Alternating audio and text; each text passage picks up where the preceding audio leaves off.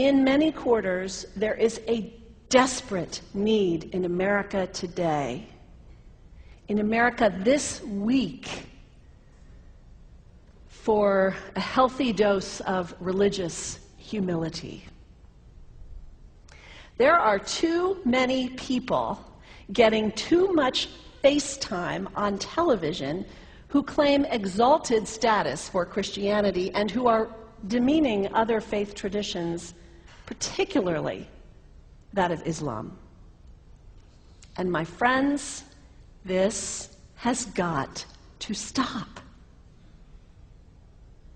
The trigger for this latest wave of intolerance is media coverage, many of you have seen it, about a plan to build a Muslim community center 2 blocks from Ground Zero. The center will have a mosque, an auditorium, and a pool. It is modeled after YMCAs and Jewish community centers all across the country. For all I know, it's got locker rooms and childcare. Now, to be very clear here, reasonable, faithful, caring people can disagree about how they feel about this facility being built so close to Ground Zero. But that does not justify the wave of fear and suspicion that has washed over this country over the last 10 days. The media are now calling this a wave of Islamophobia that is sweeping across America. I saw a story this week on CNN about a minister in Gainesville, Florida, who has declared September 11th of this year Burn the Qur'an Day. Thank you for your reaction. That was mine. This guy is a minister at a non-denominational church called the Dove World Outreach Center. He said all kinds of disparaging, insulting, inaccurate things about Islam that I'm not going to repeat from this pulpit. His message is about hate and fear, and I can assure you there is nothing in the Gospels, there is nothing in the teaching of Jesus Christ that says anything about burning the holy texts of other traditions. It is not there. The proposed burning of the Quran is obscene. It is not the work of peace. It is not the work of understanding. It is not the work of building bridges. It is insanity.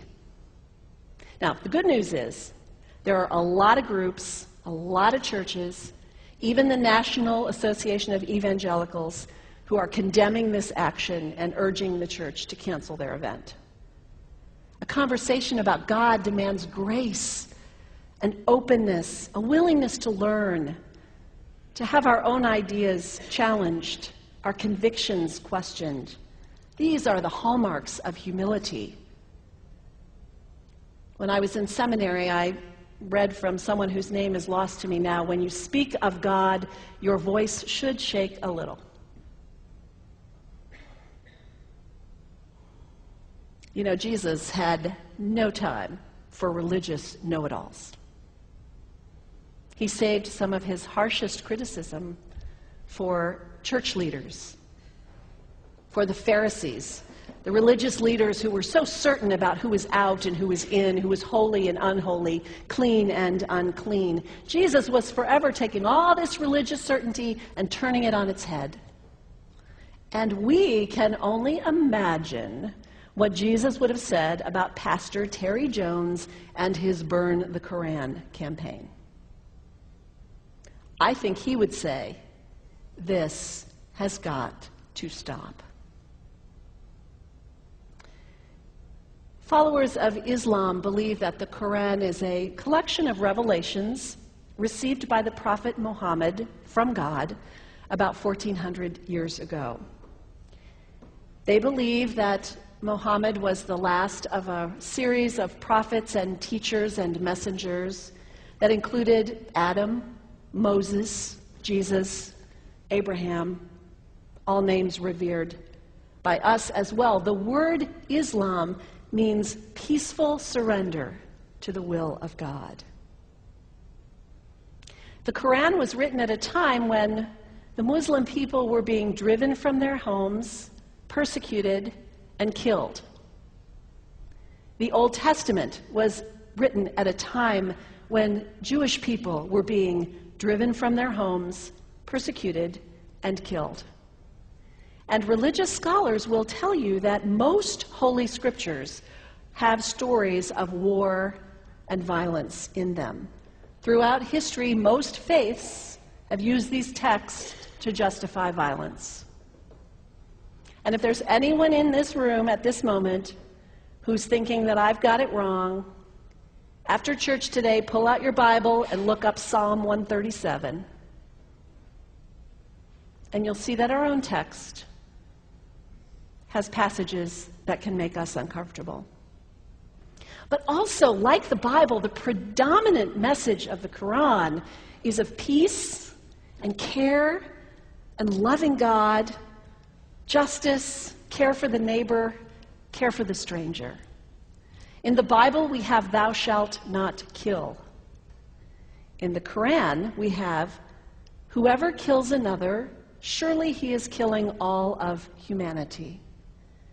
And whoever saves the life of another, surely he saves the lives of all humanity. These are words of peace, words of faith, words that could save the world if we would take them to heart. The second thing you can do, the next time someone sends you one of those emails demonizing Islam, delete it. Don't forward it. Don't participate in the stereotyping. Don't give in to your fear. It's okay to be a little afraid. We all have those emotions. Just don't give in to it. Don't sign on for it. Don't focus on this tiny group of extremists who commit acts of violence. Focus on the hundreds of millions of Muslim people in the world who are people of faith, whose priorities and concerns and families are not so different from your own. And third, when you think of Muslim people, think of individuals.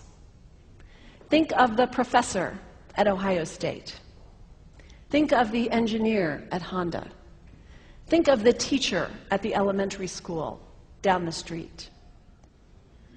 When you think of Muslim people, remember those who died on 9/11, not the hijackers. There was only a handful of them. Remember Mohammed Sunhami Hamandi. He was born in Pakistan. He came to the United States as a small child with his parents. He played high school football.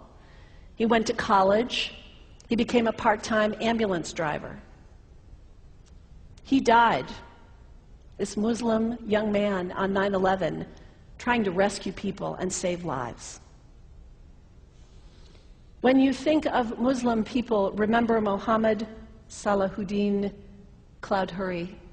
He was a waiter at Windows on the World, which was at the top of the World Trade Center.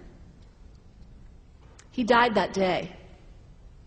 His wife had their baby 2 days later. When you think of Muslim people, remember Rama Salih. She was a woman, 28 years old. Her neighbors described her as fun and outgoing and generous. And she died on American Airlines Flight 11, 7 months pregnant with her first child. Remember the founder of the Islamic Circle of North America, who worked in the World Trade Center and also died on September 11th. That same group now is giving away tens of thousands of copies of the Quran in response to the campaign about burning the Quran. In the language of their own tradition, they are spreading words of faith and peace and hope.